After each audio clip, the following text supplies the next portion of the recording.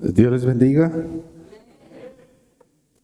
Que la gracia, la paz, la misericordia de nuestro Señor esté con cada uno de ustedes. Damos gracias al Señor por un día más en el cual nos permite estar juntos, gozarnos a través de su palabra cantada, en un momento más gozarnos a través de su palabra hablada. Pero antes de ello, ¿por qué no nos gozamos a través de su palabra orada? El Señor sabe de qué tenemos cada uno de nosotros necesidad. Antes de que abramos nuestra boca, Él ya lo sabe. Pero Él se complace en la humildad de cada uno de aquellos que, valga la redundancia, en humildad, reconoce su dependencia para con Él. Así es que en esta mañana oremos al Señor antes de comenzar la exposición de su palabra. Amado Señor, grandes y maravillosas son tus obras. Lo cantábamos hace un momento y en verdad, Señor, meditando en todo lo benéfico que tú has hecho para nosotros, meditando, Señor, en toda tu creación, meditando en la misericordia que has extendido para con nosotros, en verdad puedo decir, grandes y maravillosas son tus obras. A través de tu palabra, te ha placido, Señor, comunicarte con los que te pertenecemos. E incluso muchos de ellos aún no saben que te pertenecen, pero tú dispondrás el momento idóneo para que tu voz llegue a sus oídos. Que ellos, Señor, se dobleguen delante de ti y entonces te sigan. Amado Señor, probablemente hoy es ese día donde tu palabra será expuesta y tu voz se hará audible a través de un instrumento que es torpe,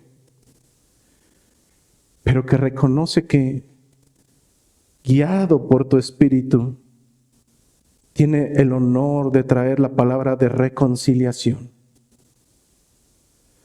Por ello, Señor, yo te ruego que tomes control de mis labios, que tomes control de mi pensamiento y aún, Señor, tomes control de este necio corazón, para que en ningún momento traiga palabras que me pertenecen. Pues lo que expondré no es mío, Señor.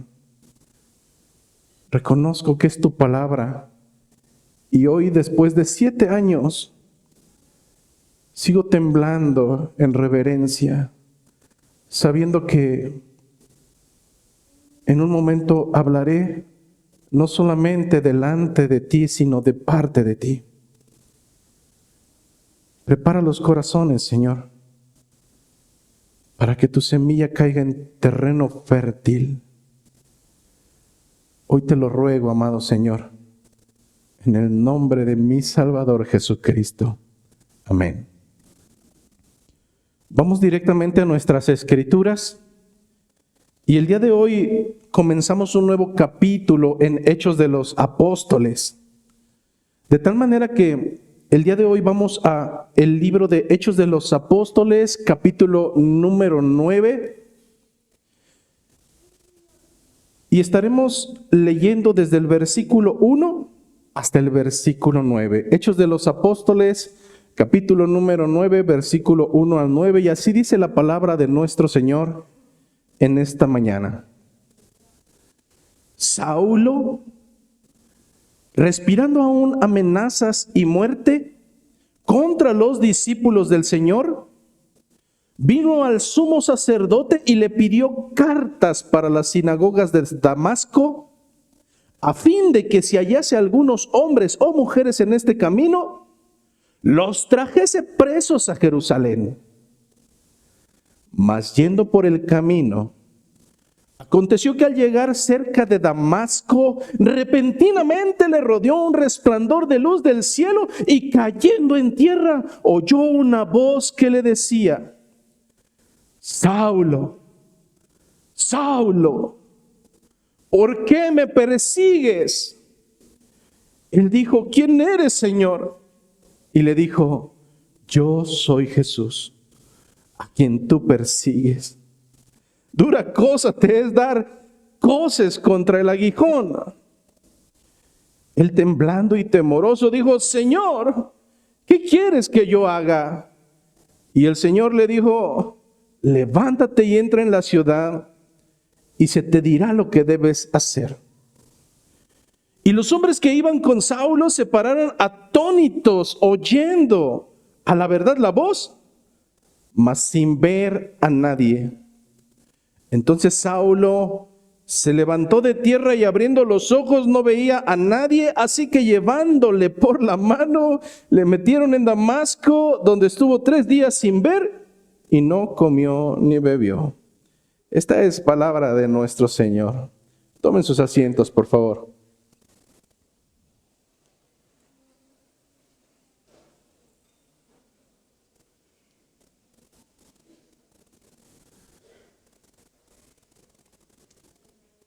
El libro de los Hechos de los Apóstoles, a diferencia de otros textos como los proféticos o como algunos que por su contexto son un tanto complicados, a diferencia de ellos, Hechos de los Apóstoles en estricto sentido es muy sencillo de comprender. Escrito a través de una narrativa histórica, es una parte descriptiva que Lucas, un médico de aquel entonces, se dispuso a compilar para darlo a conocer, no solamente al pueblo de Israel, sino aún a cada uno de los seguidores de Cristo que hasta el día de hoy siguen escuchando la voz del Maestro para seguirle. Sin embargo, un punto de partida es tener muy en claro para cualquier predicador y para cualquier creyente el comprender cuál es la idea central de un texto. Y el día de hoy no es muy complicado el poder comprender que este texto nos habla acerca de la conversión, acerca de la transformación espiritual de un ser humano, de un hombre, y comprender, hermanos, que esa conversión no proviene por parte del deseo humano, que esa conversión es orquestada, ejecutada y culminada soberanamente de parte de Dios. Una conversión, una transformación que es capaz de hacer humilde al más fiero enemigo de Cristo, y que sin embargo esa conversión tiene un propósito y una misión sumamente clara, no hay otra. Y es que a partir de ese momento, este nuevo ser humano viva, respire, camine y obre el resto de sus días única y exclusivamente para la gloria de Dios. Pues comprende que se acabaron sus sueños, comprende que se acabaron sus anhelos y ahora solamente hay uno al cual tiene que servir: a aquel que por misericordia lo rescató de las tinieblas y lo trajo a su luz admirable. Hasta este momento, a través de los últimos versículos e incluso capítulos de Hechos de los Apóstoles, nosotros hemos visto cómo el Evangelio comenzó a impactar la vida de diferentes seres humanos, y a través de Hechos de los Apóstoles vemos cómo el texto anterior nos ha relatado ya una conversión que fue sumamente hermosa. No hubo chicotazos de justicia, no, hubo cuerdas de amor. La historia de un eunuco etíope que anhelaba saber de quién hablaban esas escrituras de Isaías capítulo número 53. Yo sé que en ocasiones anhelamos conversiones de ese tipo, sin embargo, tenemos que tener noción de que no todas las conversiones son así. En ocasiones habremos hombres o mujeres necios, testarudos, totalmente rebeldes, a los cuales no nos bastará con una charla hermosa, sino que teniendo tan duro y petrificado el corazón, será necesario que el Señor nos quebrante duramente hasta llevarnos a la humillación. Así lo haría Dios a través de Jesucristo con uno de sus peores enemigos narrados a través de las Escrituras. Y en ocasiones creo que es muy tentador el poder pensar, bueno, nosotros no somos tan malos como fue Saulo, de tal manera que no visualizamos ser enemigos de Dios. Bajo nuestras métricas humanas baratas, pensamos que enemigo de Dios es solamente quien abiertamente lucha, quien abierta y descaradamente detesta públicamente el Evangelio. Sin embargo, la enseñanza de las Escrituras no nos dice eso así. La enseñanza de las Escrituras nos enseñan claramente a través de los mismos labios de Jesucristo que quien no está con Él, entonces está en contra de Él. Constituirse un enemigo de Dios, lo veremos más adelante, es tan sencillo y las Escrituras lo describen como el hecho de que cuando tú amas al mundo, pastor, ¿qué significa amar al mundo? Es tan sencillo como que sigues anhelando la suciedad de allá afuera, la música de allá afuera, los deseos, los gustos de allá afuera, pero no a Cristo. Bueno, la Escritura nos sigue diciendo que cuando sigue existiendo eso en una persona, cuando amas al mundo, entonces te constituyes enemigo de Dios. Así es que, lejos de lo que tú puedas pensar, la intención en esta mañana no es mandarte al infierno diciéndote mundano, diciéndote miles de cosas. No, en realidad dejaré muy en claridad más adelante cuál es el objetivo el día de hoy.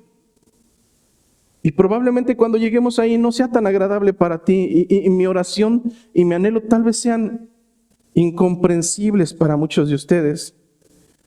Pero la intención en esta mañana es decirte que cuando hay malas noticias,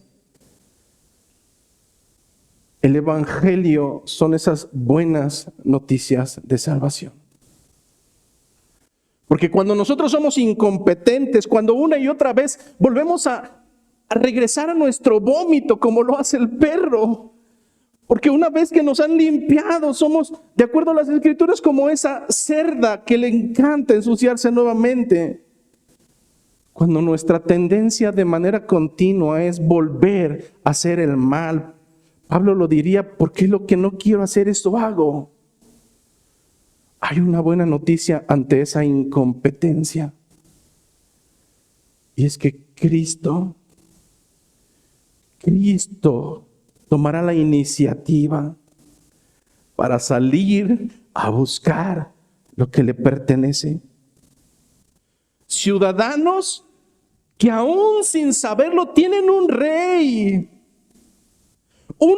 que saldrá a buscarlos para transformarlos a través de un proceso de conversión planificado, ejecutado y culminado enteramente por Él. Cuando nosotros hablamos de este proceso de conversión, no estamos hablando de que asistas a una iglesia cristiana. No, en verdad.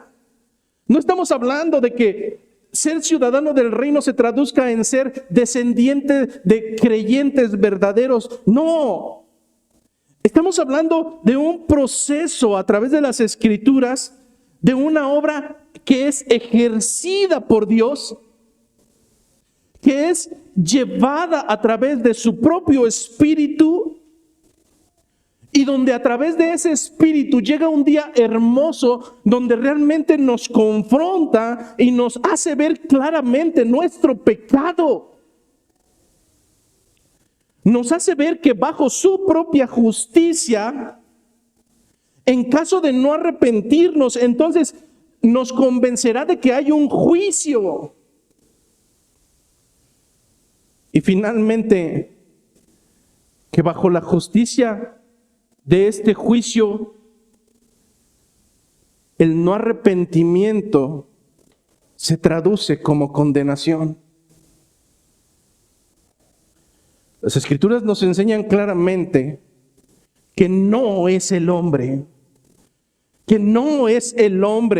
el hombre está muerto en sus delitos y en pecados, que el hombre desea, anhela, ama la suciedad, que su naturaleza es caída y que por tanto es incompetente para buscar a Dios. Romanos capítulo 3, versículo 9 al 20. Y entonces, cuando las Escrituras nos dejan ver nuestra incapacidad, nuestra mortandad, es solamente el Espíritu de Dios. Es solamente el Espíritu de Dios el que convence de pecado, de justicia y de juicio, y por tanto el hombre es regenerado, es cambiado, hecho una nueva criatura, no para seguir igual, sino para ser una nueva criatura con los ojos puestos en su Salvador. Así es que una vez que ya hemos visto anteriormente a través de la narrativa de Hechos de los Apóstoles, falsas conversiones. Sí, lo escuchaste bien, falsas conversiones. El ejemplo de Simón el Mago.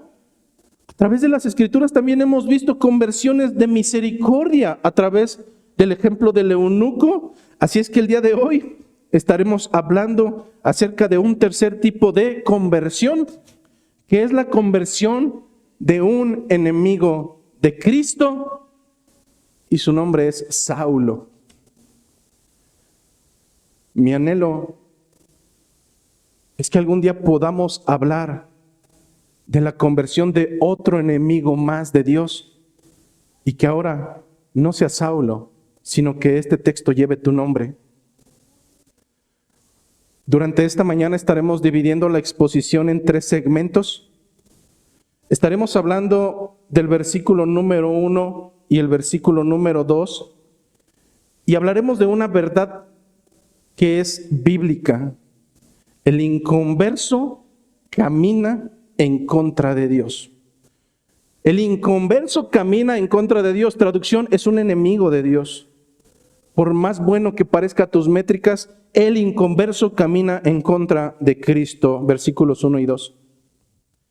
Estaremos llegando a un segundo apartado de los versículos 3 a versículo 5. Y ante este escenario de enemistad veremos que punto número 2 es Cristo. Es solamente Cristo quien sale al encuentro. Finalmente estaremos llegando al tercer apartado, donde estaremos escudriñando de los versículos 6 a versículo 9, y estaremos concluyendo con el siguiente postulado: es Cristo quien quebranta el corazón. Así es que en esta mañana comenzamos con nuestro primer apartado. El inconverso camina en contra de Cristo, y leeremos nuevamente los versículos 1 y 2. Dice la palabra de nuestro Señor: Saulo, respirando aún amenazas y muerte contra los discípulos del Señor, vino al sumo sacerdote y le pidió cartas para las sinagogas de Damasco, a fin de que si hallase algunos hombres o mujeres de este camino, los trajese presos a Jerusalén. La narrativa de Lucas nos ha dicho anteriormente que la primera escena donde vemos a este hombre Saulo, en el capítulo número 8, versículo 1, Era un hombre que consintió en la muerte del primer mártir de la iglesia. En otras palabras, la primera escena de Saulo es un hombre que da su voto y dice, sí, asesínenlo. Posteriormente vemos nuevamente a Saulo y ahora nos dice en el capítulo número 8, versículo 3, que ya no solamente es alguien quien emite su voto para un asesinato lícito, sino que ahora se convierte en un perseguidor declarado de la iglesia de Jesucristo. Durante este trayecto, Lucas hace un paréntesis para hacer la narrativa de conversiones, de cómo aún a pesar de la persecución, los discípulos cumplen el mandato de ir y predicar a las naciones. Saliendo de Jerusalén y habiendo sido dispersados por la persecución, ahora comienzan a evangelizar en Samaria, donde hay conversiones, donde hay bautismos, donde la gente realmente tiene noción de seguir a Cristo y las repercusiones que ello traerá, pero también vemos conversiones falsas, y eso es hasta el día de hoy. El Señor dejaría claro, no todo el que le llama Señor, Señor entrará al reino de los cielos, sino ¿quién? Quien hace su voluntad. Así es que desde el primer siglo y hasta el día de hoy, los falsos hermanos siguen habitando dentro de las cuatro paredes donde se reúne el pueblo del Señor. Pero también Lucas nos narra la conversión de un eunuco etíope, y ahora, después de ese paréntesis, Lucas vuelve nuevamente su atención hacia quien ha decidido destruir la iglesia de Jesucristo, un hombre llamado Saulo. Nosotros recordamos que más adelante, Saulo, que ahora le nombran Pablo, hablará cómo es que él tenía las características en su pensamiento, en su vida pasada, de ser realmente un judío de los judíos. Enseñado no en cualquier escuelucha, sino habiendo sido enseñado a los pies del mejor maestro de aquel entonces. Es como haber ido a Harvard, a los pies de Gamaliel. Pero parece que este discípulo es necio y no sigue las enseñanzas aún de su propio maestro judaico. Nosotros recordamos que en el capítulo 5, versículo 39 de Hechos, este maestro llamado Gamaliel llega a un momento de sensatez donde quieren golpear a los discípulos y encerrarlos en la cárcel, y él, sacando a los discípulos, se queda con los integrantes del Sanedrín y les dice: en tiempos pasados ya hemos vivido esto, hombres que han venido a traer nuevas doctrinas y que sin embargo con el tiempo murieron y todo acabó. Pero ¿quién no nos dice que probablemente estamos luchando contra el propio Dios? Y en aquel entonces Gamaliel dio el consejo: suéltenlos. Si esto no viene de Dios, entonces esto va a perecer. Pero ahora el discípulo hace lo contrario. Saulo, enceguecido por su celo y sin darse cuenta, está cumpliendo sin saberlo las palabras del mismo Jesucristo.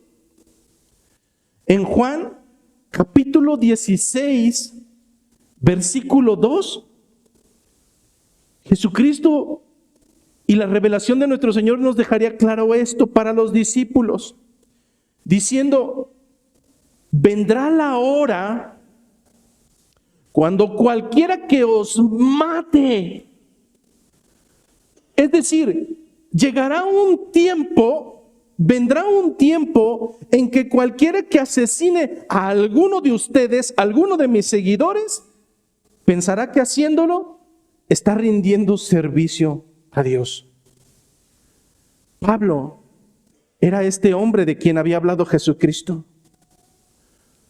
Un hombre necio en su propia religiosidad, que pensaba que al asesinar, que al encarcelar, que al golpear a los discípulos de Jesucristo estaba sirviendo al Dios Todopoderoso. La realidad es que esta misma característica sigue persistiendo hasta el día de hoy.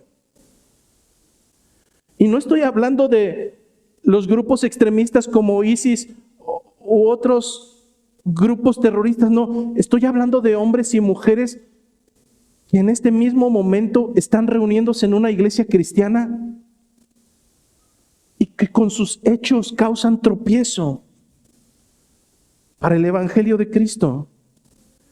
Enceguecidos en su propia cerrazón, hacen mal y aún piensan que con eso están agradando al Señor. Pues este era Saulo, quien no satisfecho en su actuar ya en Jerusalén, ahora quiere extender ese odio al grado de acudir al sacerdote con un pedimento sumamente claro, al sumo sacerdote, con la intencionalidad de que comprendas por qué acude con el sumo sacerdote, por qué acudir con él. En el contexto judaico de aquel entonces, siendo Judea, Samaria y otras regiones dominadas por el poder romano, por el imperio romano, el imperio romano dejó que tuvieran figuras políticas que tomaran decisiones. Las decisiones jurídicas entonces no estaban en manos de un gobernador, estaban en manos del sumo sacerdote. Si pudiéramos catalogar, diríamos que el sumo sacerdote era el símil de un cuerpo legislativo, quien tenía jurisdicción incluso fuera de su terreno hacia otros lugares, mayormente el que se encontraba en Jerusalén. Es por eso que Saulo respira amenazas y muerte. No sé si alguna vez has visto una persona tan enojada, tan molesta, que la gente le habla y no entiende, está totalmente cegado, se está agarrando a batazos y ya le dieron 3 batazos y no lo siente porque la adrenalina, el odio, lo que respira, lo que entra a su cuerpo no es aire, es odio, es ganas de causar destrozos. Así se encontraba en este momento Saulo respirando, no aire, hermanos, alusivamente hablando, respiraba amenazas y respiraba deseo de muerte. Es por ello que Saulo pide los documentos oficiales que le permitan ir a Damasco para legalmente asesinar y hacer daño a los seguidores de Cristo. No podían encarcelar a Pablo. Pablo tenía permiso de ir a hacer daño. Pablo tenía documentos para ir a hacer daño a aquella ciudad de Damasco. Cuando tú lees el texto, no es sobresaliente, pero imagínate hasta dónde puede llegar tu odio. Hasta dónde puede llegar el odio de una persona. El odio de una persona puede llegar al grado de hacerlo lo más impensable. Seguir y seguir y seguir años y años y años fastidiando. Hasta ese grado llega el corazón perverso de un hombre. Pablo tenía tanto odio que fue capaz de pedir documentos para ir a una ciudad que se encontraba a 280 kilómetros de distancia. A veces cuando somos jóvenes nos mandan a la tienda que está a la esquina y decimos, ¡ay, ¿por qué? Pero este hombre fue capaz de emprender un camino de 6 días, 7 promedio. ¿Qué lo movía? ¿Qué lo incentivaba? Su deseo de sangre. Aproximadamente, ¿cuánto es una distancia de 280 kilómetros? Tal vez no lo dimensionas, pero imagina, hermano David, porque saqué las cuentas ayer, que estás en San Juan del Río y te dicen, ve a San Luis Potosí. Papita, no, dices, agarra un carro y... No, ve caminando.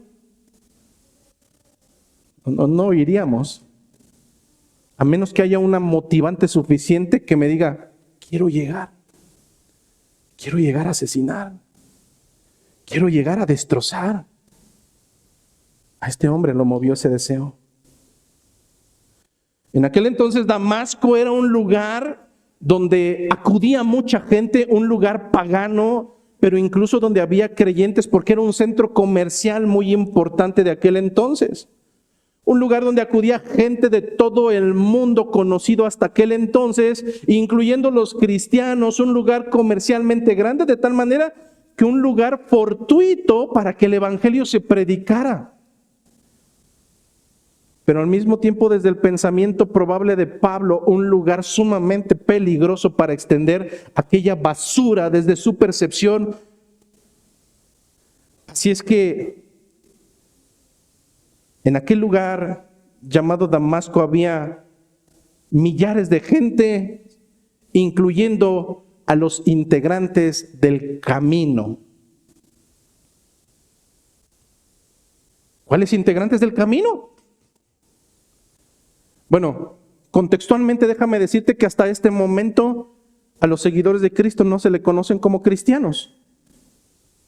Eso sucedería 2 capítulos más adelante, capítulo número 11 de Hechos de los Apóstoles, cuando en Antioquía por primera vez se les llamaría cristianos, pero hasta este entonces la gente ha acuñado un concepto para poderlos identificar y dicen, ahí vienen los del camino.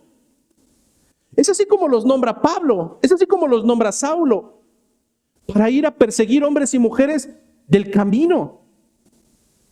Algo bien interesante es que tú vas a identificar que esa palabra no se refiere al camino de Damasco. Como está escrita con C mayúscula, entonces se refiere a un pronombre de una ciudad, de un lugar, a algo que es tangible, de tal manera que hasta ese entonces la conducta cristiana, que era dirigida, diferente, cambiada por el evangelio, no pertenecía al judaísmo, pertenecía claramente a otro camino. Contextualmente tú encontrarás esta misma palabra en el capítulo 19, 22 y 24, haciendo referencia a los creyentes antes de ser llamados cristianos. Un grupo distinto, pero que no se apartó.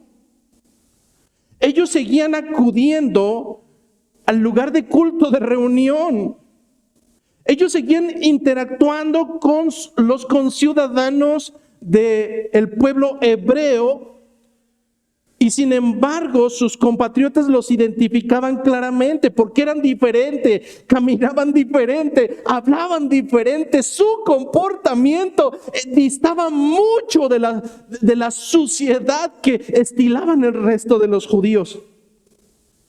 Aquellos hombres no necesitaban decir, yo soy del camino. No, la gente los identificaba. Cuando leía esto era confrontante para mí, que me digo cristiano, que me digo creyente, que me digo del camino. Realmente la gente me identifica por ser diferente a los demás, o de entre 20 lobos no me identifican porque soy uno más.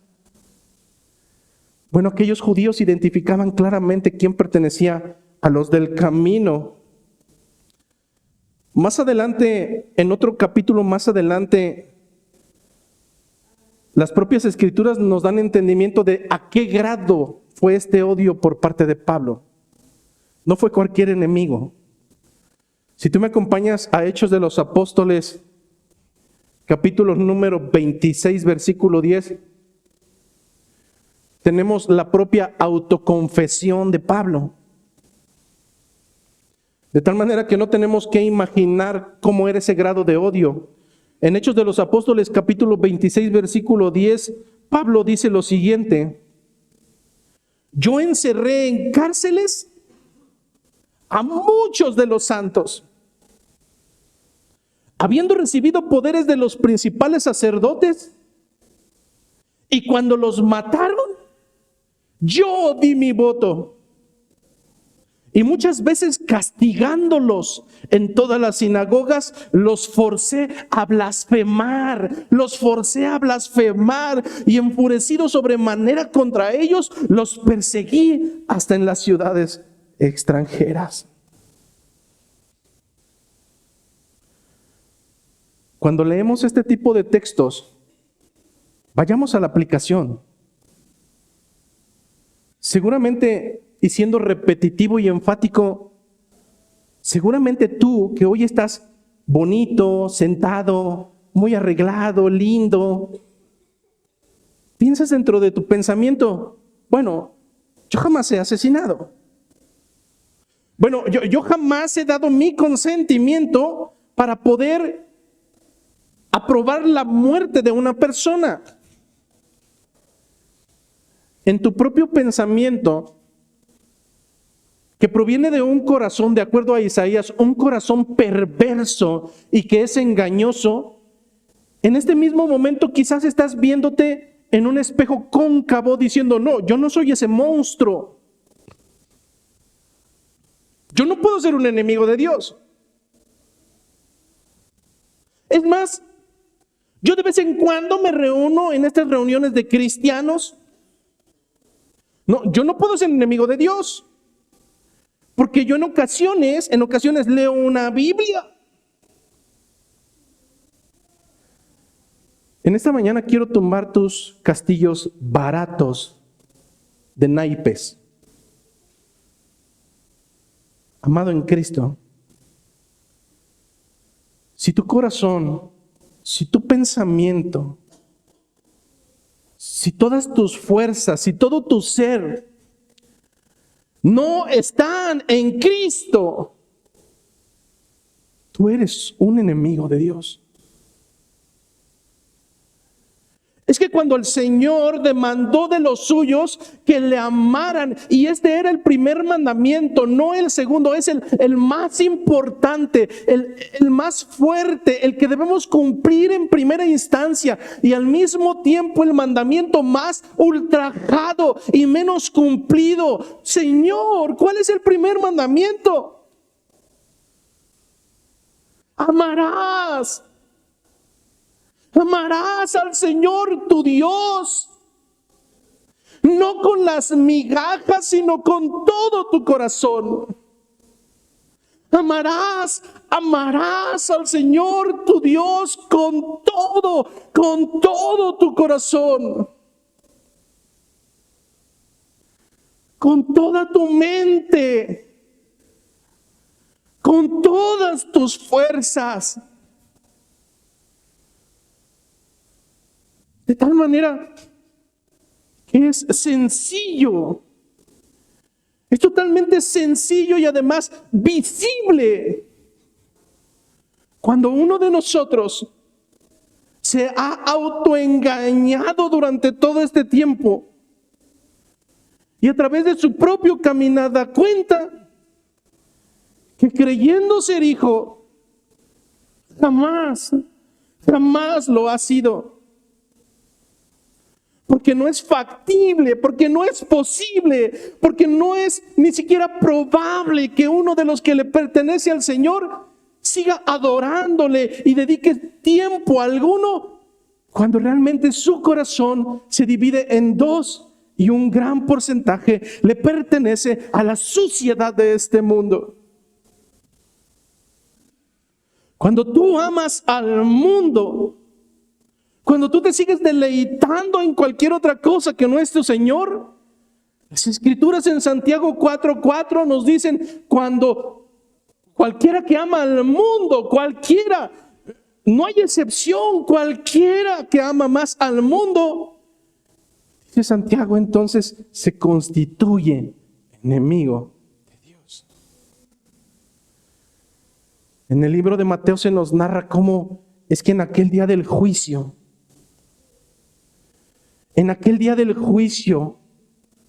vendrán muchos, no pocos, vendrán muchos totalmente convencidos de que caminar totalmente mediocre les dará acceso delante del Señor, e incluso recitarán todo aquello que hicieron en esta tierra.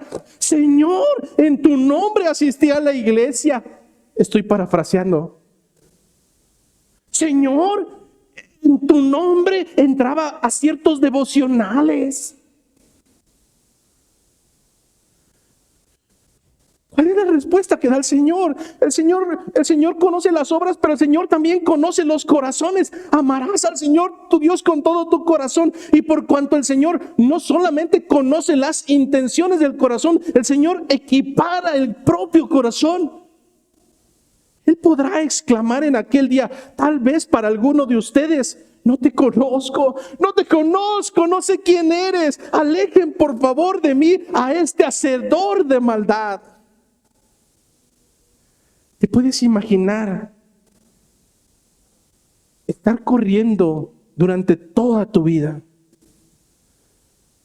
Estar corriendo sin preparación, sin compromiso, sin amor, como lo hace un mal atleta. Imagínate que corriste medianamente toda tu vida y llegas a la meta y simplemente te quitan a un lado porque te dicen: tú estás descalificado, tú no eres un corredor, tú no eres un atleta, tú no puedes ganar la medalla.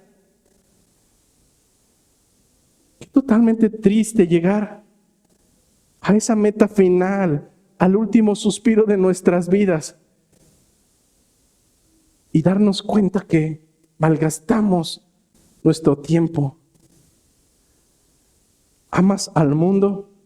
El Señor te entregará a Él.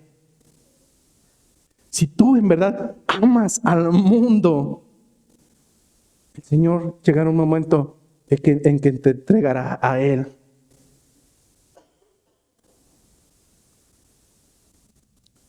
Cuando hay un enemigo de Dios, y vuelvo a reiterar, enemigo no es aquel que lo expresa o que hace cosas malas, sino aquel que está alejado de haber tenido su corazón total en el Señor. A veces podemos pensar, y me lo dijo un familiar en alguna ocasión: pues no, que Dios es amor. Sí, Dios es amor. Dios es amor, pero Dios no es un solapador. Mi Dios es un Dios justo. Él no es un juez arbitrario al cual podemos sobornar para que pase por alto las transgresiones. Él es justo. Él es justo. Y por cuanto es justo, no dará por inocente al culpable. Los enemigos del Señor, de acuerdo al Salmo 110, llegará un momento en que simplemente todos serán puestos por estrado de sus pies. Dice el Salmo 110:1: el Señor dijo a mi Señor, el Padre dijo al Hijo: siéntate a mi derecha. ¿Hasta cuándo? Hasta el día en que ponga a todos tus enemigos por debajo de tus pies. Quiero reiterar que mi intención en esta mañana no es que salgas deprimido. No es solamente que te vayas deprimido porque te das cuenta que una y otra vez estás cayendo nuevamente en la suciedad y que realmente hoy no puede alguien ratificar que tú eres un ejemplo de la cristiandad, una nueva criatura. Esa no es mi intención. Al contrario, a través de este texto quiero darte las buenas noticias del Evangelio, las buenas nuevas. Pues aún en nuestra incompetencia, apartado número 2, es Cristo quien sale a nuestro encuentro. Versículos 3 a versículo 5. Mas yendo por el camino, aconteció que al llegar cerca de Damasco, repentinamente le rodeó una luz, le rodeó un resplandor de luz del cielo, y cayendo en tierra oyó una voz que le decía: Saulo, Saulo, ¿por qué me persigues? Él dijo: ¿quién eres, Señor? Y le dijo: yo soy Jesús, a quien tú persigues. Dura cosa te es dar de coces contra el aguijón. Traducción: ha de ser sumamente doloroso que estés dando de patadas contra una puya. Yo sé que hoy en día es extremadamente aceptable una postura doctrinal que incluso no tiene fundamento doctrinal, pero alrededor de los años 2000, si no mal recuerdo, para ustedes que ya son muy cibernautas, en aquel entonces apenas comenzaban los videos, no había TikTok ni nada de eso, pero sí existía YouTube, ya existía Facebook. Yo sé que algunos piensan que a lo mejor nosotros escribíamos con cincel en piedras, pero no, ya existía Facebook. Entre los cristianos se hizo muy famoso un video de un jovencito muy pequeño que estaba al lado de una alberca y que comenzaba a predicar. Y comenzaba con una frase muy motivante: Dios es un caballero. Y por cuanto Dios es un caballero, Él nunca permitirá, nunca se atreverá a entrar en ti si tú no se lo permites. Y ponía un ejemplo que lógicamente, humanamente hablando, en la lógica humana suena sensato, pero no es la enseñanza bíblica.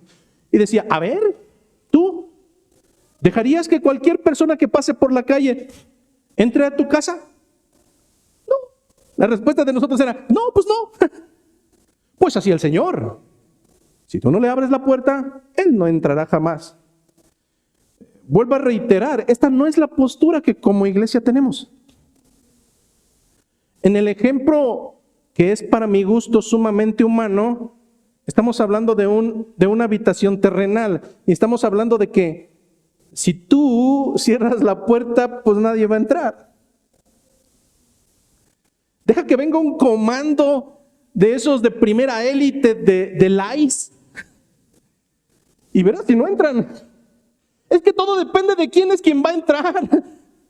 Es que no estamos hablando de cualquier mendigo, estamos hablando del Rey de los Reyes, y Él es dueño de este reino y Él hace cuanto a Él le place, porque Él es el Rey. Cuando este tipo de doctrinas se comienzan a infiltrar dentro de las iglesias, una respuesta sencilla es: Dios es un caballero. Bueno, pregúntale a Saulo o pregúntale también a Jonás si Dios es un caballero. Pregúntanos a muchos de nosotros que íbamos caminando amando la porquería y anhelábamos cada vez más, y probablemente el Señor ya había llamado y en nuestra terquedad seguíamos en la misma suciedad, y llegó un día fortuito y hermoso que para nosotros es lo mejor que nos ha sucedido en la vida, un día en que Jesucristo simplemente dijo: no más, no más, porque tú me perteneces. No más, porque tú fuiste creado para mi gloria y no para mi vergüenza. No más. Lo que vemos directamente en este texto es que Saulo no iba en búsqueda de Cristo. Saulo respiraba muerte y amenaza. Así es que en este camino y en este texto lo que nosotros podemos ver es que fue Cristo quien personalmente llamó a aquel que le pertenecía, y que más tarde veremos bajo la propia descripción de Lucas sería un instrumento para que tú y yo estuviéramos hoy aquí. Si el Señor no hubiera desquebrajado a aquel hombre, si el Señor hubiera actuado como un caballero, esperando en el momento en que Saulo dijera: ahora ahora sí te doy permiso, quiero aceptarte. No, no, no, no. Es Jesucristo quien desquebraja, es Jesucristo quien doblega, es Jesucristo quien humilla. Pero no para mal.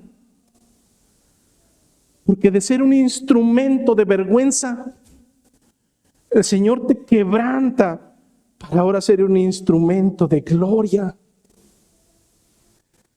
Piensa por un momento qué de benéfico tiene cantar tonterías sobre el adulterio, sobre la fornicación. Eso me daría vergüenza hoy en día. Pero cantar y alabar al Creador, al Rey, aquel que me ha diseñado y me ha tenido tanta paciencia, eso es un honor. Nos narra Lucas que yendo de camino a Damasco a cumplir su propósito, Saulo fue detenido repentinamente. Narra el texto bíblico que le rodeó un resplandor de luz del cielo. ¿Y eso qué tiene de magnífico, pastor? Si nosotros salimos por ahí del mediodía, va a haber un resplandor del cielo. ¿Eso qué tiene de magnífico? Bueno, cuando nosotros no comprendemos el fundamento escritural, estas palabras literales nos dan como cualquier otra cosa. Pero ¿sabes? Algo hermoso es que la Biblia se complementa con datos y, por ejemplo, lo que encontramos en Hechos 22 es que el mismo Pablo, recordando este día, da una característica más. Número 1, dice que era el mediodía. Nosotros los queretanos con 36 grados, 38, ya no estamos muriendo. Entonces cuando viene gente de la costa se burla de nosotros porque ellos apenas andan en suéter y así. Pero en cualquier lugar, independientemente del sol, el mediodía es lo más álgido de la luz, lo más caliente. Lo que narra en Hechos 22 es que esta luz era mucho más fuerte que el sol. Sale al mediodía, conduce, y si eso te lastima, ahora imagínate algo que sea inmensamente más brillante que ese sol. De hecho, en Hechos 26 vuelve a narrar la misma conversión y ahora dice que era una luz que sobrepasaba por mucho el resplandor del sol. Nuevamente, ¿eso qué tiene que ver, pastor? Para nosotros no mucho, porque no hemos experimentado eso. Pero esto díselo a un conocedor de las Escrituras que conoce un concepto sumamente hermoso que se llama la Shekinah en hebreo. Y justamente lo que estaba sucediendo aquí era eso. ¿Qué es la Shekinah? La presencia de Dios. Cuando los textos hebreos narran el momento en que Moisés estaba delante de la presencia del Señor, lo traduce como la Shekinah, la presencia de Dios, la que puede ser insoportable a tal grado que una persona no puede salir igual una vez que sale de ahí.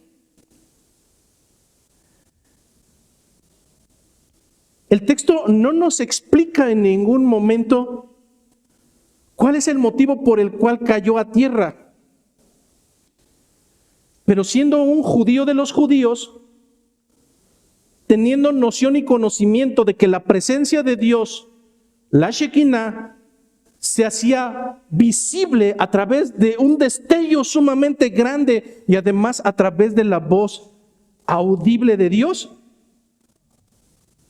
es como si tú estuvieras haciendo de las tuyas.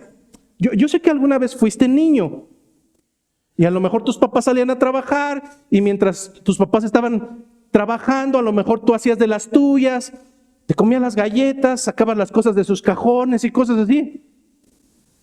Y te decían, ahí viene tu mamá, y te... Mira cómo tiembla. Pero cuando escuchabas la puerta y decían, José Luis, ¿qué estás haciendo? Ay, Dios, caías al suelo.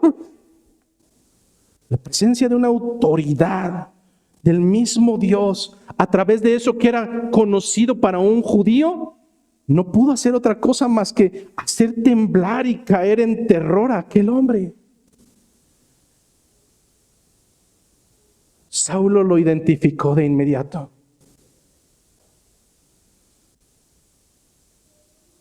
Cuando esta voz le preguntó, ¿por qué me sigues? Saulo identificó quién era. Pero aún así pregunta, a través de una pregunta retórica. ¿Qué es una pregunta retórica? Una pregunta retórica es una pregunta que en la misma pregunta ya trae la respuesta. Retóricamente Pablo pregunta, ¿quién eres, Señor? Utilizar la palabra Señor en el castellano para nosotros es normal. Pudiéramos decir, buenas tardes, don. Pero no es la palabra que utiliza el original en griego.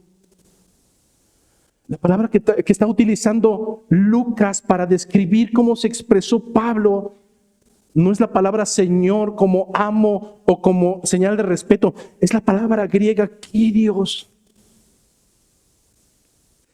Es la palabra otorgada para referirse a Teos.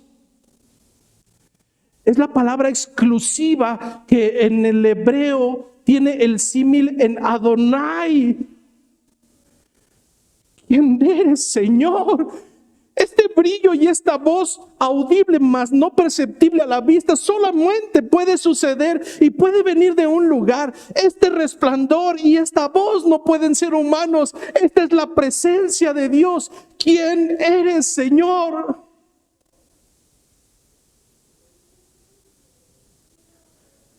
La respuesta es la que ya sus discípulos sabían. Yo soy Jesús. Yo soy tu Señor. Soy tu Señor. Y aunque tú no te has dado cuenta, soy tu Señor. Pastor, pero si Saulo no había perseguido a Jesucristo, no lo narra ningún texto.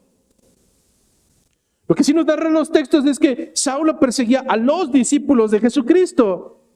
Bienvenido, mi pequeño saltamontes. La enseñanza escritural en Mateo 10:40, en Mateo 25:45 es lo siguiente.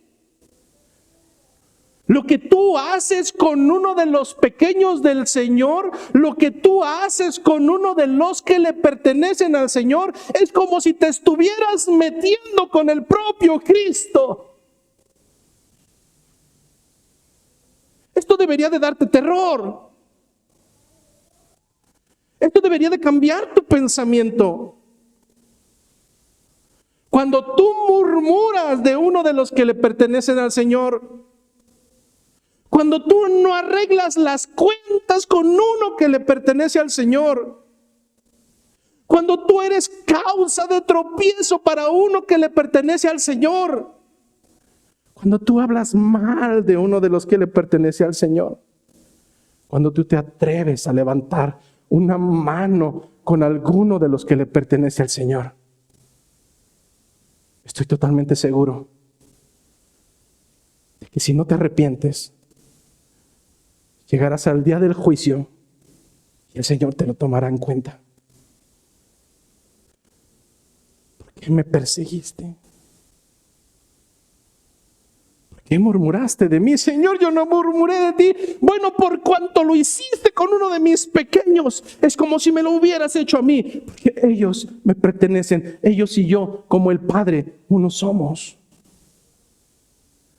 Esto debería de darte un cambio de perspectiva al finalizar este culto, para que antes de que te atrevas a abrir esa boca, a utilizar esa lengua, que de acuerdo a las Escrituras son herramientas del propio infierno, medite si en verdad quisieras meterte con el propio Cristo.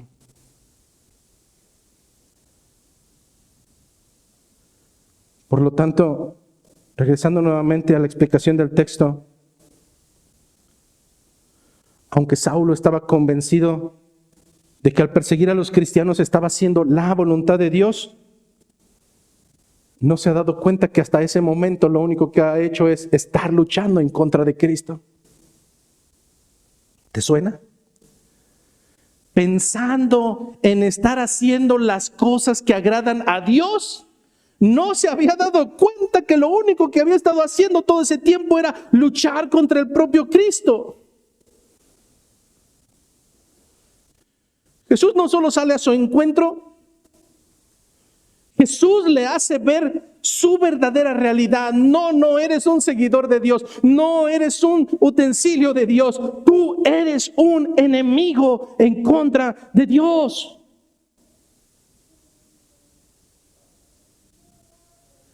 Esto es lo que experimenta cualquier verdadero creyente. A través de la conversión, la misericordia de Dios nos convence de nuestra vida pecaminosa. Cosas que siempre estuvieron ahí y que nuestras escamas no dejaban ver, nuestra ceguedad nos lo impedía. En un momento es tan claro.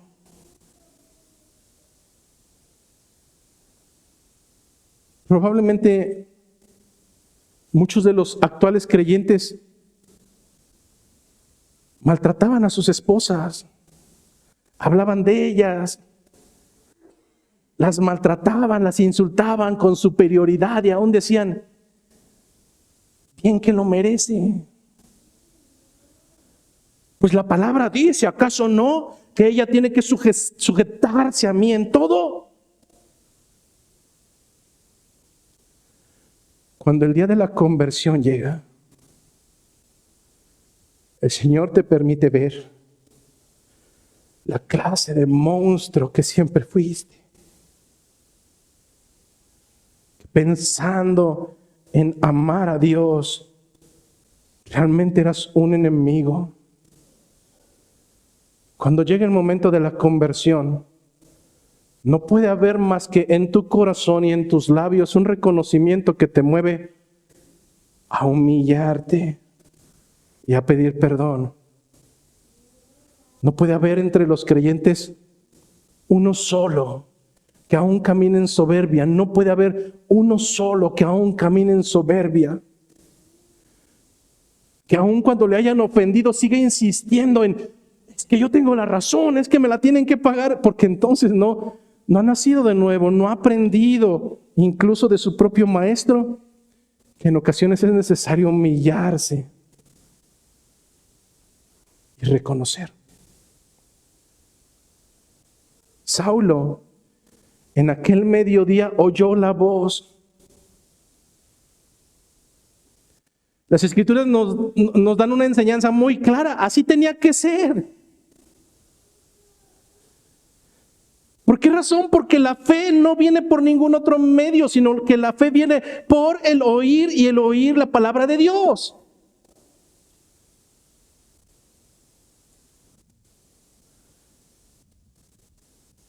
Pues solamente la palabra de Dios, solamente la revelación de Cristo y ninguna otra cosa puede cambiar el corazón de un hombre. Entonces, si algo vemos en este texto es, número uno, es Cristo quien busca a sus ovejas. Es Cristo quien sale a buscar a sus ovejas.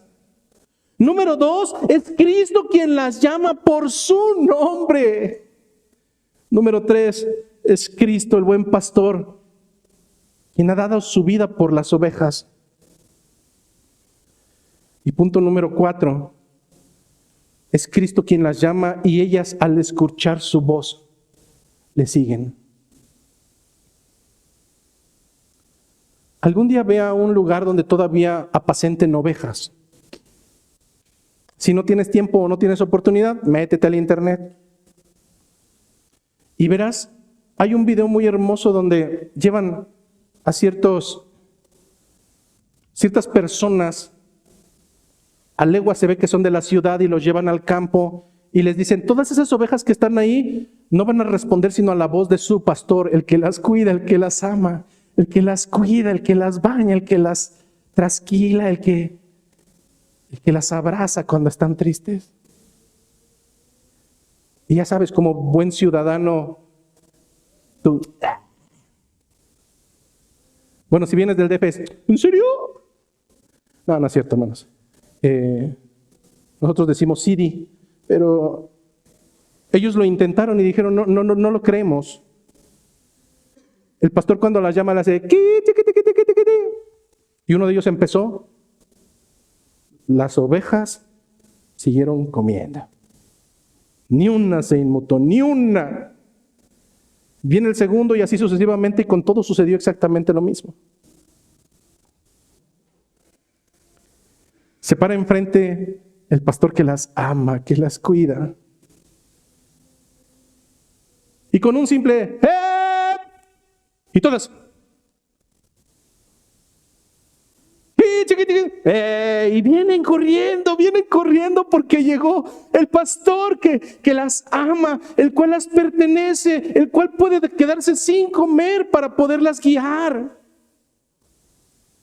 Pero estoy seguro que si dentro de aquel hato, dentro de aquel rebaño, estuvieran mezcladas ovejas que le pertenecen a ese pastor y ovejas que no le pertenecen, simplemente aquellas que no le pertenecen seguirían comiendo mientras las otras, como ciervecillos, saltan para ir con su amado.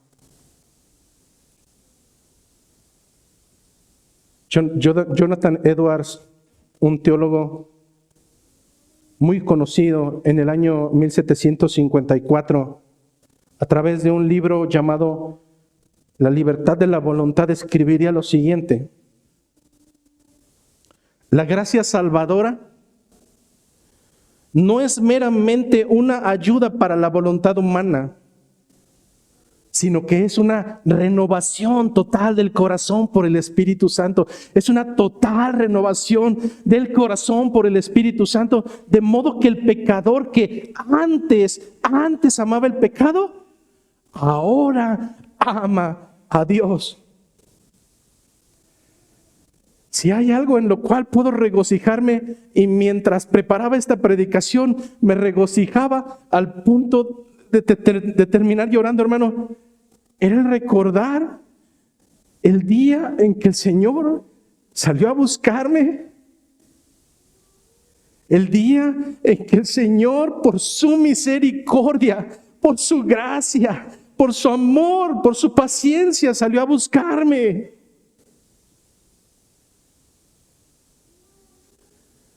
Por eso puedo decir hoy: gloria a mi Señor, gloria a mi Señor. Gracias que Él no es un bendito caballero, gracias que Él es el Rey y que Él dispuso en hacer su voluntad.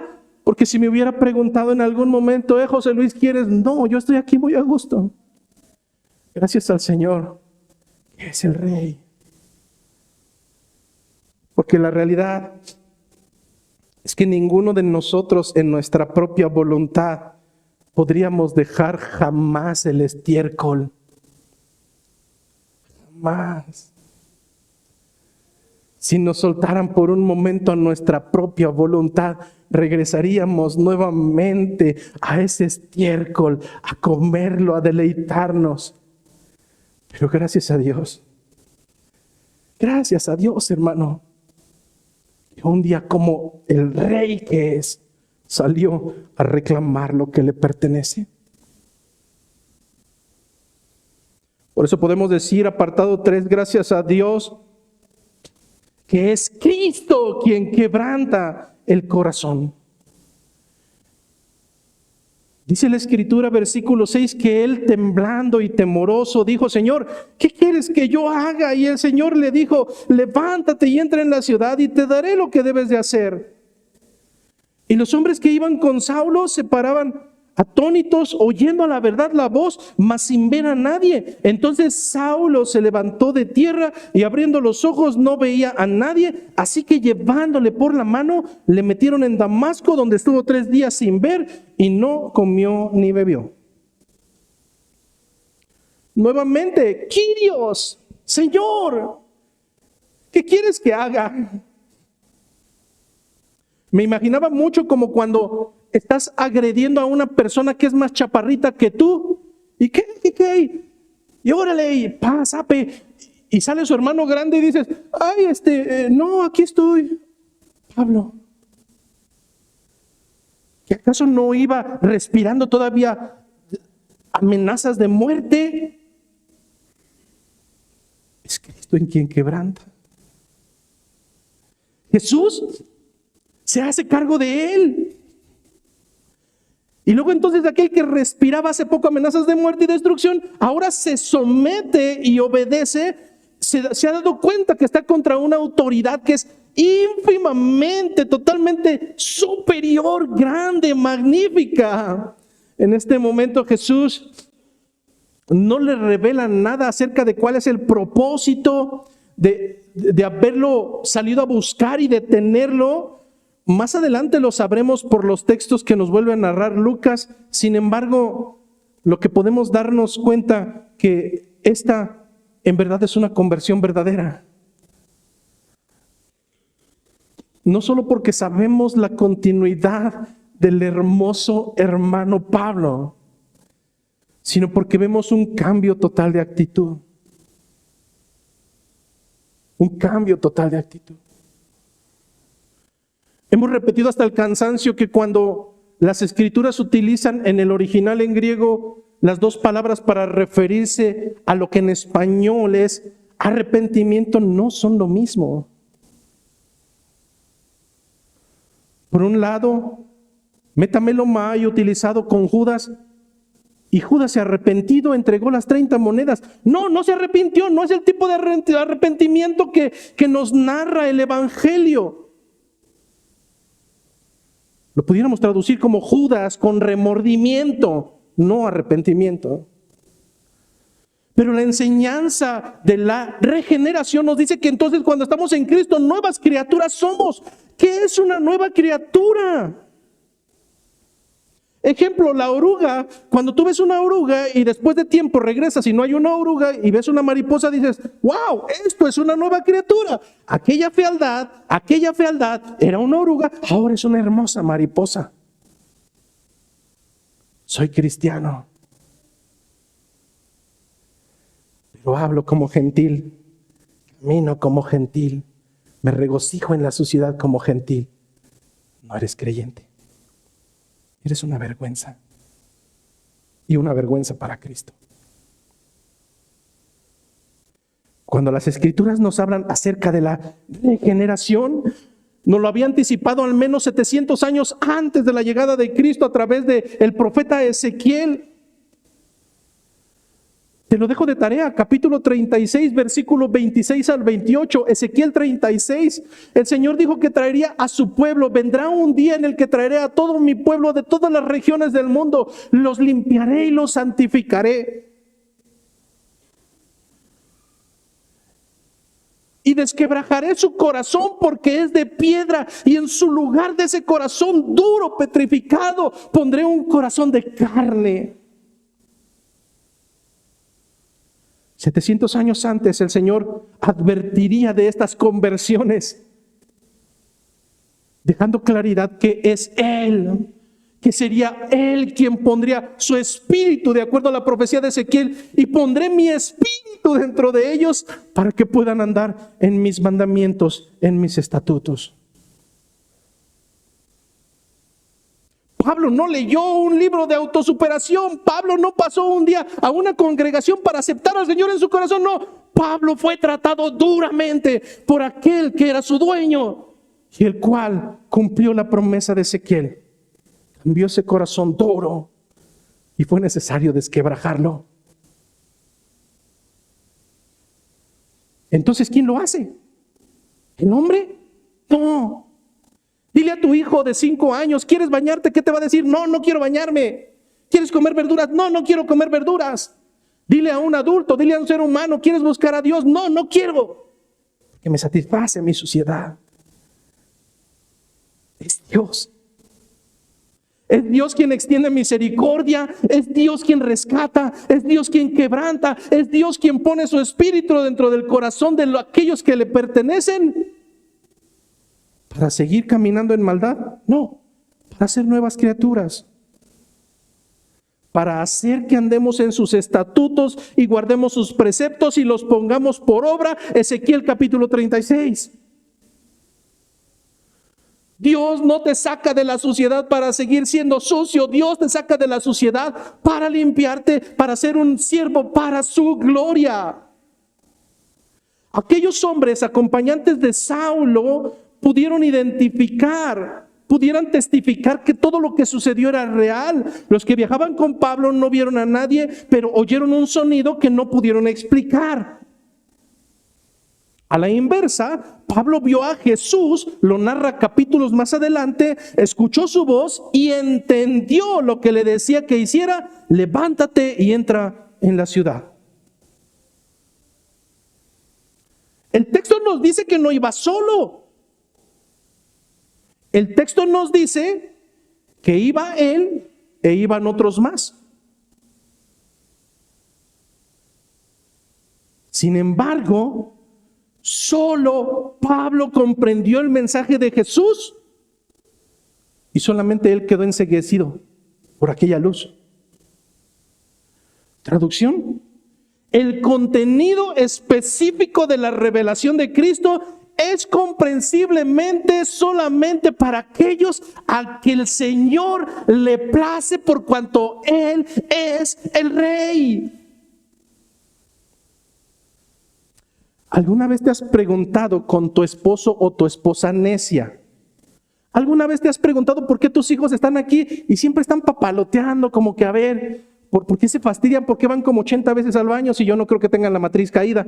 Pero, ¿por qué? ¿Por qué esto que se está exponiendo, que para mí es una delicia, que quiero escuchar más, que quiero conocer cada vez más? Para ellos es una baratija, para ellos es como pérdida de tiempo, incluso a veces les da sueño. ¿Por qué? ¿Has preguntado? Porque hay gente que oyendo no oyen. Están aquí. Yo los veo desde este púlpito todos los domingos. Las caras reflejan o la tensión o el fastidio. ¿Cuál es la razón? ¿Hay un mal expositor? No, gloria a Dios que el evangelio no depende de ineptos como yo. Pero Romanos 9:15 nos da la respuesta. Romanos 9:15 nos revela qué es lo que sucede en este mismo momento, en estas cuatro paredes.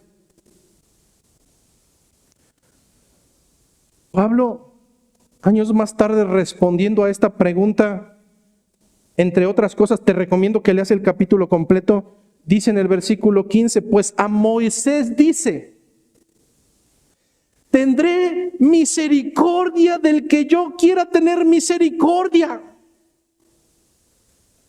y me compadeceré del que yo me compadezca.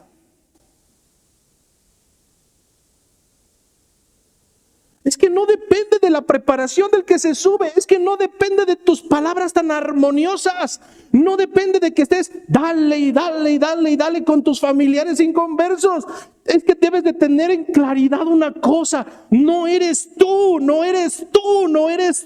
quien cambia los corazones, es Cristo y es Cristo. Continúa diciendo Pablo en Romanos: así que no depende del que quiere, así que no depende del que corre, así que todo esto depende de Dios, quien tiene misericordia. Al igual que muchos de ustedes, anhelaría que mi familia en la sangre conociera al Señor. Pero algo me queda claro: si el Señor extiende misericordia, serán su misericordia y no mi elocuencia. Porque Él tiene misericordia de quien Él quiere tener misericordia. Así es que como todo depende de Dios, entonces los cristianos de doctrina reformada, mediocres, decimos: bueno, si todo depende de Dios, entonces ya no evangelizo, entonces ya no comparto, al fin que Él es soberano. No, hermano, entonces creo que tu analfabetismo bíblico es grave. Porque el hecho de que Dios sea soberano y Él extienda misericordia de quien Él quiera tener misericordia, no nos exime de la ordenanza que dejó antes de partir, dejando claridad: id y predica el evangelio a toda criatura. Porque aunque Él es quien cambia el corazón, le ha placido hacerse de herramientas inútiles e imperfectas para extender el ministerio de la reconciliación. Dice que por 3 días no vio nada ni comió nada. Pablo tuvo el tiempo suficiente para meditar en todo lo que había pasado. ¿Dios lo castigó? No, hermano. No concibo a alguien de nosotros que aún a estas alturas vea la humillación de parte de Dios como malo. Al principio de esta predicación te dejé claro que habemos necios que no aprenderemos con palabras suaves. Los callos más gruesos tienen que ser tratados con tijeras. Gloria a Dios por los momentos en que el Señor trata con nosotros. Gloria a Dios cuando el Señor en nuestra necedad doblega esas rodillas que son totalmente necias. Gloria a Dios por los momentos de humillación donde entras a lo más profundo del desierto, donde no puedes adjudicar tu bienaventuranza a nadie ni a ninguna otra cosa más. Donde despiertas y al único que puedes clamar es a Cristo por su misericordia, por su benevolencia. Esto fue lo mismo que pasó con diferentes hombres a lo largo de la Escritura. ¿Acaso has olvidado a Job? Que en el primer capítulo es nombrado por Dios como un hombre perfecto y recto, temeroso de Dios y apartado del mal.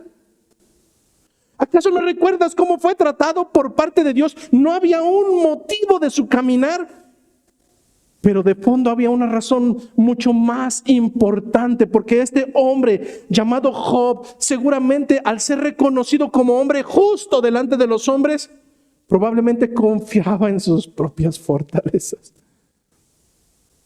Fue desquebrajado, fue humillado hasta donde puede ser un hombre. Y tendrían que transcurrir escrituralmente 42 capítulos. 42 capítulos. 42 capítulos para que este hombre pudiera reconocer delante de Dios: conozco que todo lo sabes, Señor. Ahora reconozco que mi pensamiento no se puede ocultar de ti. 42 capítulos de humillación para que este hombre llamado Job pudiera reconocer: yo hablaba lo que no entendía. Yo de oídas te había oído, mas ahora, Señor, ahora a través de todo esto, ahora mis ojos te pueden ver.